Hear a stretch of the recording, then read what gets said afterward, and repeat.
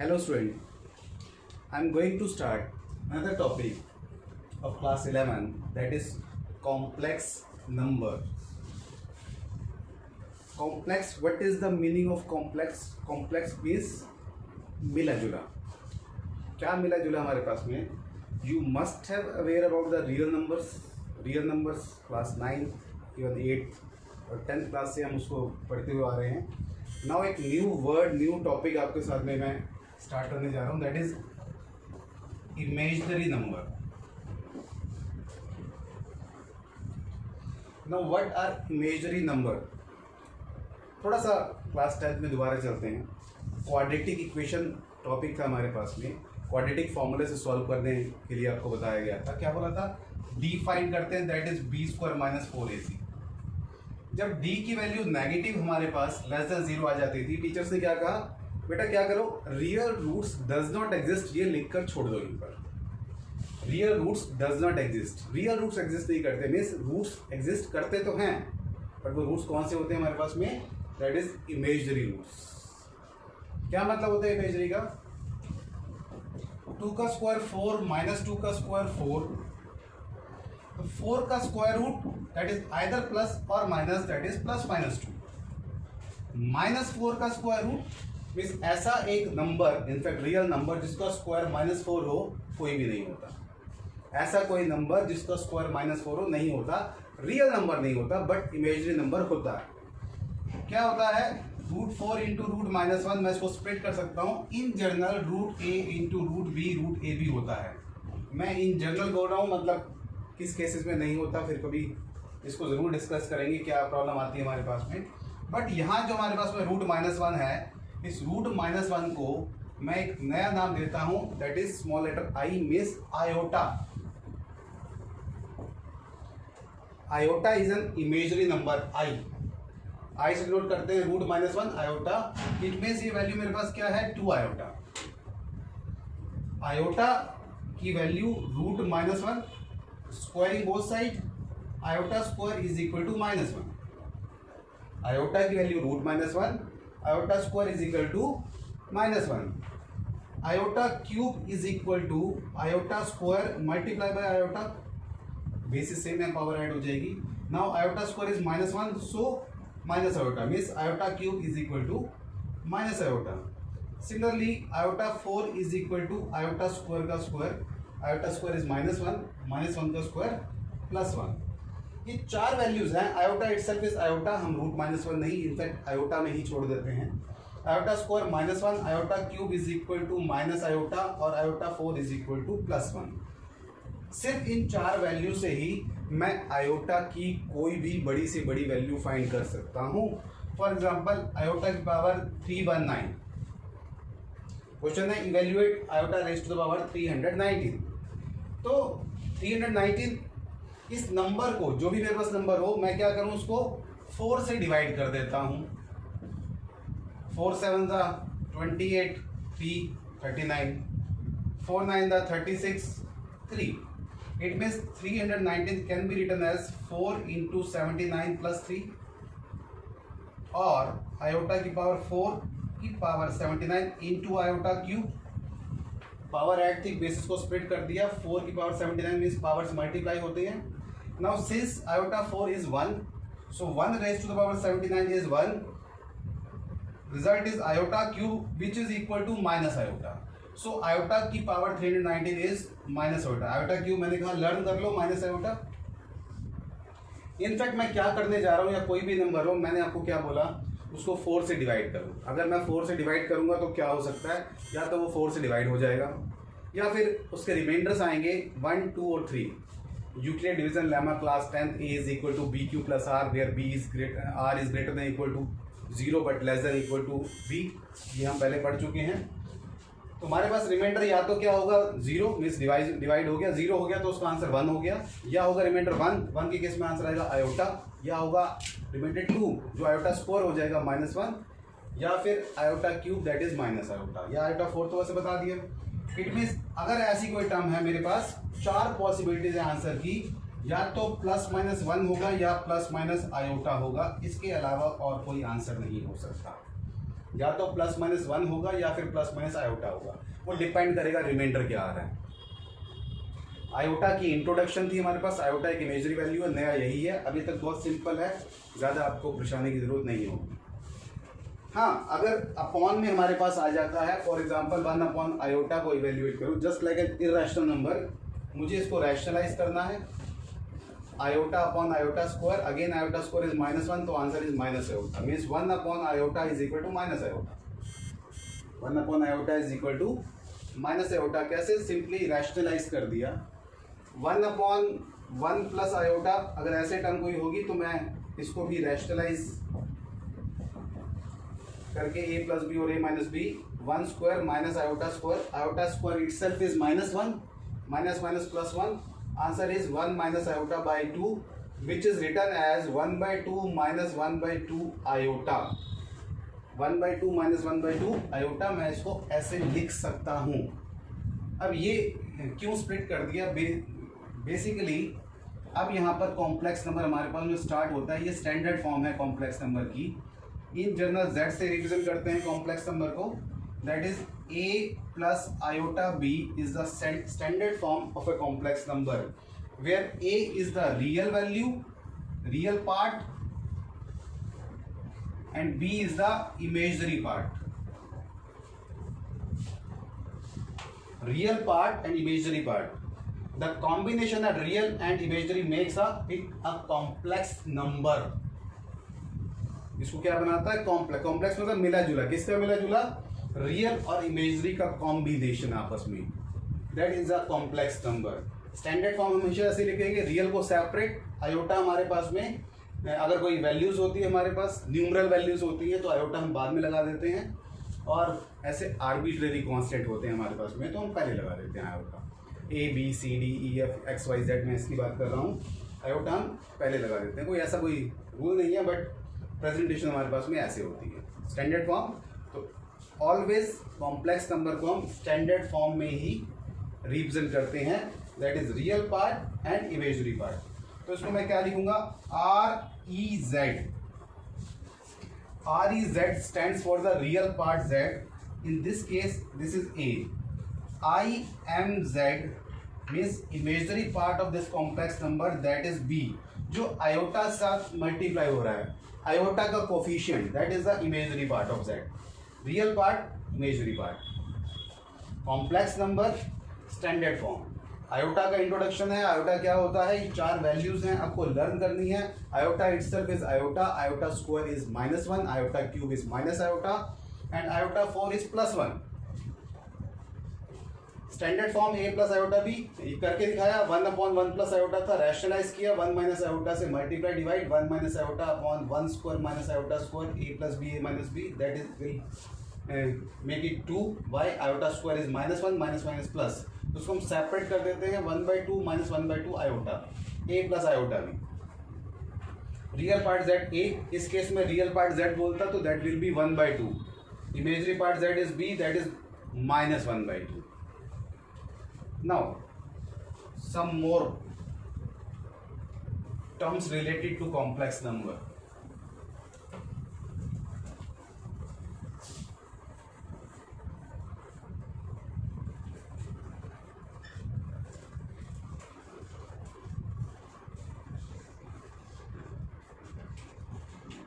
If z is equal to, say, 2 plus 3 iota is a complex number. If z is equal to 2 plus 3 iota, now new word for you is conjugate of z. Conjugate z. It is written as z के ऊपर ये बार, z bar is a conjugate z. क्या करते हैं इस case में हम? बस इमेजरी पार्ट के आगे का जो हमारे पास साइन है उसको चेंज कर देते हैं। चेंज मतलब प्लस का माइनस, माइनस का प्लस। 2 प्लस 3 आयोटा का कॉन्जुगेट क्या होगा? 2 माइनस 3 आयोटा। 2 प्लस 3 आयोटा का conjugate 2 minus 3 iota. In general if z is equal to a plus iota b, then z conjugate is equal to a minus iota b। a plus iota b, a minus iota b। Next is modulus of z। Division करते हैं z के साथ mod. It will be given by the formula root a square plus b square. A क्या है, real part of z, b क्या है, imagery part. अगर वो कॉन्जुगेट भी होगा हमारे पास में तब भी कोई इम्पैक्ट नहीं है मॉडुलस के ऊपर। Mod z bar is also given as a square plus b square. Mod z bar is equal to a square plus b square. It means result क्या है हमारे पास, किसी कॉम्प्लेक्स नंबर का मॉडुलस उसके कॉन्जुगेट के मॉडुलस के equal होता है। इनफैक्ट अगर किसी कॉम्प्लेक्स नंबर को मैं उसके कॉन्जुगेट से मल्टीप्लाई करूं, से 2 + 3 आयोटा को मैं मल्टीप्लाई कर रहा हूं 2 - 3 आयोटा से, answer will be a + b and a - b -3 iota square. Iota square itself is -1, 9, so it will become 13. Iota square is -1, minus plus, it will become 13, and mod z is equal to root 2 square plus 3 square, that is equal to root 13. Mod z square is also equal to 13, means z into z conjugate is equal to mod z square। ये इसका result है। किसी भी complex number को अगर मैं उसके conjugate से मल्टीप्लाई करूं तो रिजल्ट क्या होता है, उसके मॉडुलस का स्क्वायर। इतना क्लियर हो जाना चाहिए आपको इस कॉन्सेप्ट से। फिर एक बार बहुत जल्दी से बता देता हूँ न्यू टर्म्स जो आपके पास में है, that is conjugate and modulus, जो न्यू है बिल्कुल। कॉन्जुगेट क्या होता है, बस इमेजरी पार्ट के आगे का साइन को हम चेंज कर देते हैं, that is a conjugate of a complex number. In fact ये दोनों एक दूसरे के कॉन्जुगेट हैं, they both are conjugate of each other. This is z conjugate. कैसे लिखते हैं, जेड के ऊपर बार लगा देते हैं। मॉडुलस का फॉर्मूला बताया, root a square plus b square, where a is the real part z, b is the imagery part. Real and imagery का स्क्वायर करके स्क्वायर रूट कर दूंगा प्लस करके मैं। ऐसे ही कॉन्जुगेट का भी सेम होगा। तो रिजल्ट क्या हुआ, मॉड जेड का is equal to conjugate of mod z, means किसी भी कॉम्प्लेक्स नंबर का मॉडुलस उसके कॉन्जुगेट के मॉडुलस के इक्वल होता है।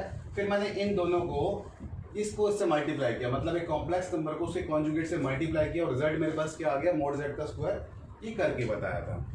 अब ये होता क्या है, एक बार फिर देखो।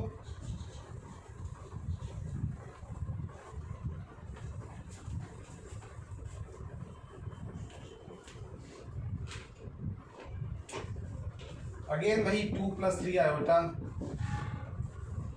मैंने लिया। कोऑर्डिनेट एक्सिस आपने पढ़ा, this is x axis and this is y axis. अगर मैं इसको कोऑर्डिनेट प्लेन पर प्लॉट करूं कॉम्प्लेक्स नंबर को 2, 3, this will be z complex number. In fact this axis is real axis, इसको रियल एक्सिस और इसको मैं एक इमेजनरी एक्सिस का नाम देता हूं, real axis and imaginary axis. क्यों, ये x वाला पार्ट है, ये y वाला, तो z को मैं a + आयोटा b की जगह x + आयोटा y भी रिप्रेजेंट कर सकता हूँ। तो ये एब्सिस और ऑर्डिनेट में कंफ्यूजन नहीं होगी। ये रियल पार्ट है और ये इमेजनरी पार्ट है, तो रियल पार्ट को मैंने 2, इमेजनरी पार्ट को 3 लिया। अगर इसका कॉन्जुगेट करूँ मैं z के ऊपर bar, that is equal to 2 - 3 iota, कहाँ आएगा वो, जस्ट इसके नीचे, इसकी मिरर इमेज। इसका कॉन्जुगेट क्या हो जाएगा, इसकी मिरर इमेज। क्यों, y नेगेटिव यहाँ पर है, रफली एक y -3 यहाँ था और y 3 यहाँ था, x की वैल्यू 2 यहाँ पर थी हमारे पास। तो 2, -3 is a mirror image if x axis act as a plane mirror, तो ये इसकी मिरर इमेज हो जाएगी। ओरिजिन से अगर मैं इसको ज्वाइन करूं, this is modulus of z, mod z। ये क्या है, मॉड z। परपेंडिकुलर ड्रॉ किया, this length is 2, this length is 3, so मुझे हाइपोटेन्यूज निकालना है। हाइपोटेन्यूज का formula root base square plus perpendicular square, मतलब रूट 13। तो अभी जो हमने मॉडुलस सीखा, मॉडुलस क्या थी, लेंथ। उस कॉम्प्लेक्स नंबर की जो लेंथ है, हाइपोटेन्यूज है इस केस में, अगर मैं उसको ट्रायंगल के में कन्वर्ट करता हूँ, दैट इज मॉडुलस। इस केस में भी यही हाइपोटेन्यूज, अगेन लेंथ तो ये भी 2 और 3 होगी, 2 और 3, -3 का क्या मतलब, डिस्टेंस तो 3 हुआ। अगेन मॉड z हमारे पास क्या आ जाएगा, रूट 13। ये क्या हमारे पास में, मॉड z नहीं है, मॉड कॉन्जुगेट ऑफ z है, इसीलिए कहा z का मॉडुलस जो है उसके कॉन्जुगेट के मॉडुलस के इक्वल होता है। मॉडुलस का मीनिंग, कॉन्जुगेट का मीनिंग, आई थिंक ये थोड़ा ग्राफिकली अगर आपको बताया तो थोड़ा बहुत और क्लियर हो गया होगा आपको कॉम्प्लेक्स नंबर। तो फर्स्ट ऑफ ऑल कॉन्जुगेट का मीनिंग क्या होता है हमारे पास में, कॉन्जुगेट का मीनिंग क्या होता है हमारे पास में कि भाई उसकी मिरर इमेज हमारे पास में, अगर ये -2, -3 भी होता तो भी वो +3 वहाँ चला जाता या फिर माइनस नीचे आ जाता, क्योंकि मुझे सिर्फ और सिर्फ क्या करना होता है, इमेजनरी पार्ट के आगे के साइन को चेंज करना होता है, पॉजिटिव को नेगेटिव और नेगेटिव को पॉजिटिव। अब ये पॉजिटिव डायरेक्शन एक्स एक्सिस में जो एंगल बना रहा है नाउ, यही कॉम्प्लेक्स नंबर जिसको मैंने रिप्रेजेंट किया है इस कोऑर्डिनेट प्लेन पे, ये positive direction of x axis में जो एंगल बना रहा है, this angle is known as argument. इसको क्या बोलते हैं हम, आर्गुमेंट। अब ये फाइंड करना भाई एंगल कितने डिग्री का है, परपेंडिकुलर पता है, बेस पता है, क्या मैं एंगल नहीं निकाल सकता, बहुत इजीली निकाल सकते हैं। tan theta is equal to mod b upon a। In fact theta की जगह मैं इसको नाम दे देता हूं अभी फिलहाल alpha, not theta, say alpha, कि tan alpha is equal to mod b by a। b क्या है हमारे पास में, b था इमेजनरी पार्ट और a क्या है, real part. z is equal to a plus iota b की फॉर्म में b और a क्या होता है, इस तरह से मेरे पास अल्फा की वैल्यू आ जाएगी। नाउ मुझे अब ये नहीं पता कि थीटा कौन से क्वाड्रेंट में है, अगर कॉम्प्लेक्स नंबर तो कहीं भी लाई कर सकता है, यहाँ भी ये थीटा है पॉजिटिव डायरेक्शन साथ में, अगर यहाँ एक एंगल बनेगा तो ये भी थीटा होगा, यहाँ बनेगा तो फिर भी थीटा होगा हमारे पास में। तो थीटा किसी भी क्वाड्रेंट में हो सकता है, वो किसी भी पता करना बहुत आसान है हमारा, एक्स और वाई के साइन से पता लगा लूंगा मैं।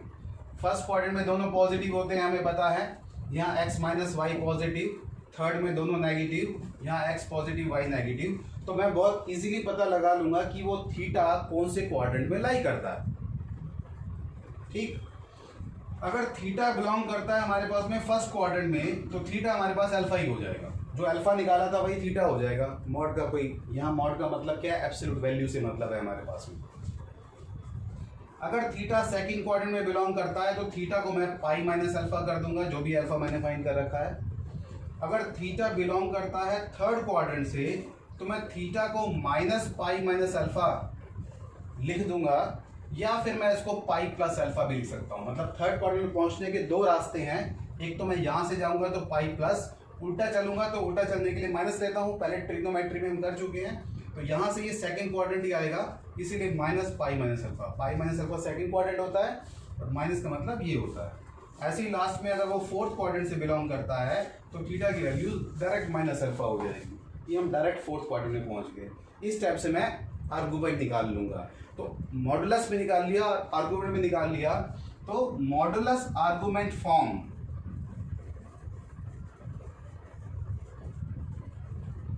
जिसको मैं पोलर फॉर्म भी